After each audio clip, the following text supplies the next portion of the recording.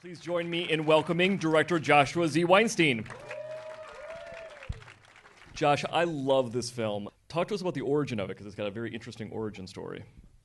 Yeah, so I would come to Brooklyn as a child to be with my grandpa at a store in Canarsie, and I remember just driving through the parts of Borough Park and Crown Heights and just seeing how these were my brothers, but at the same point, our lives were completely different. I knew nothing about them, and I knew when I wanted to make my first fiction film that it was worth a deep dive because I just have never seen it in cinema representative accurately before.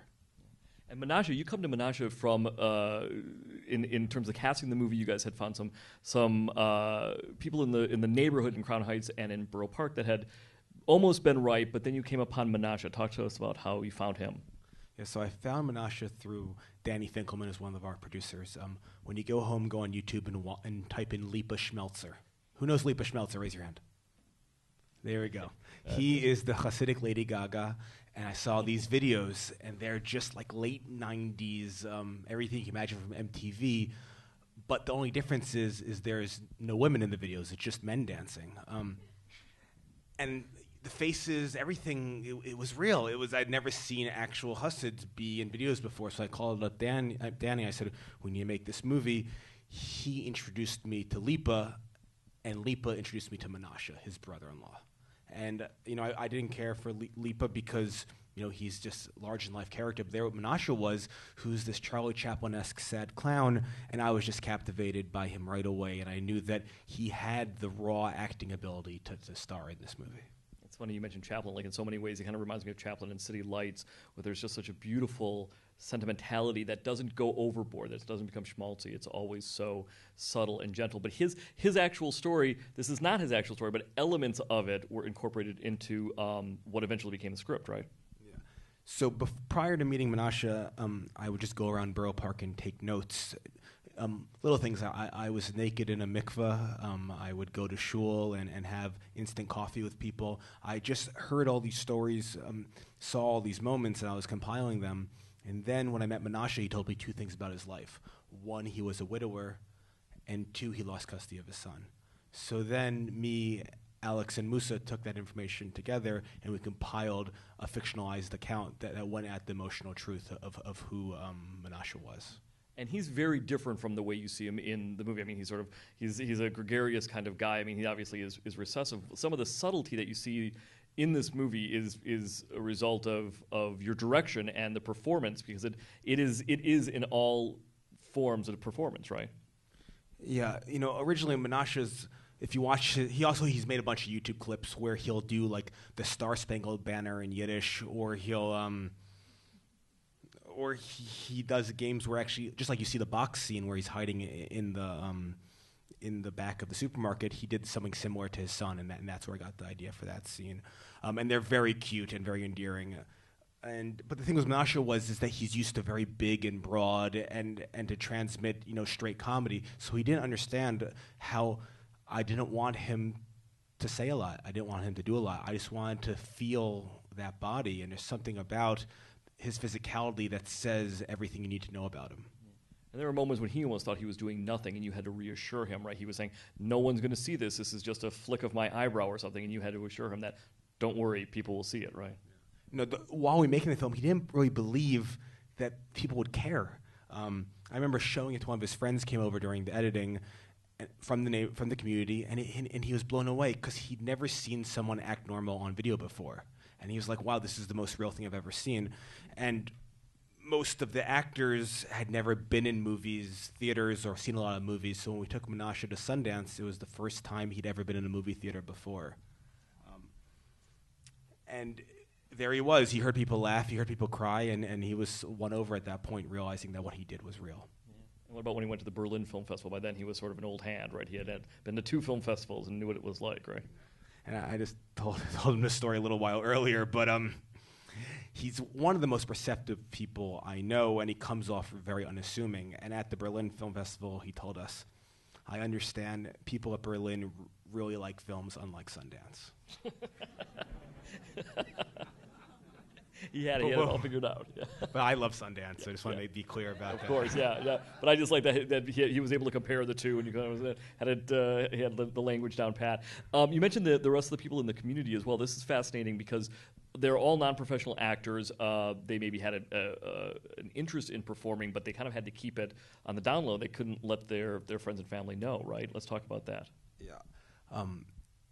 Of the hundreds of thousands of Yiddish-speaking ultra-Orthodox, only a few handful showed up for auditions. And people pressured us, people pressured actors not to come to set. Originally, we wrote a father-in-law character, so it was supposed to be like a generational dispute between a father-in-law and Menashe, but I guess the father-in-law was pressured not to come, so we ended up having a brother-in-law, which actually I love DOL because he's actually a paralegal, and you see that the way he understands the law and how rigid he is in his performance. Danny got pressure from his community saying, don't work with these people, they're going to do you wrong. We'd lose locations. So we had all the normal issues that an indie film would have, but then we also had this extra element that the community were making about really didn't want this film to be made.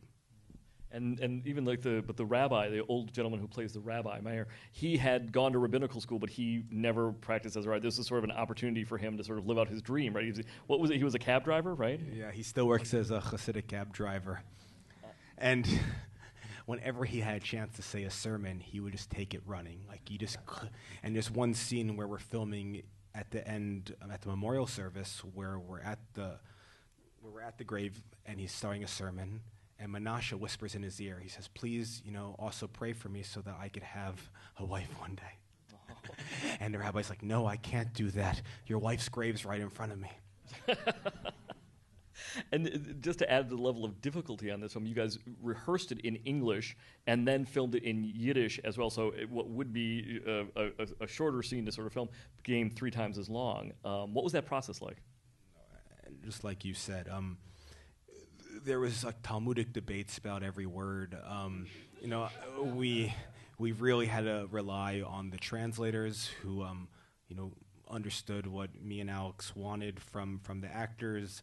And then it was kind of like the United Nations, where while they were acting, Ari or LA or the other translators would live translate, and Alex would be listening, and then we would know what was going on. So it was counterproductive to say the least. But at the same point, this is a film that had to be in Yiddish. It's been laughable, the representation of Hasids in other movies in the past, and we bent over backwards, and my production team just killed themselves in so many ways because authenticity was the number one goal. Many rabbis, many Yiddish experts went through every aspect of this film in fine detail just to make sure nothing in this film wasn't as it actually is in the community. Just in terms of the Yiddish, there's obviously there's Ukrainian Yiddish. There's different Yiddish for every family, for every neighborhood, and you guys would go through. And some words like microwave were not one that anybody sort of had, and so you had to have debates about that, right? Yeah, exactly. Because Reuben's family, he is actually from Jerusalem, and he's not Hasidic, so he speaks Yivo Yiddish, which is a very actually it's older Yiddish. It was. But it hasn't changed since the 1930s, while everyone in Borough Park speaks a very modern Yiddish, which, as you heard, English gets mixed inside it. So there was a lot of funny debates just about which words we were going to use in any given scene. We'll take some questions from the audience in just a moment, but let's talk about Reuben, who plays Menashe's son. Reuben, he's so terrific, and it was about 9 or 10 when you guys started filming, right? And he and Menashe had a terrific rapport right off the bat, right? Yeah, exactly.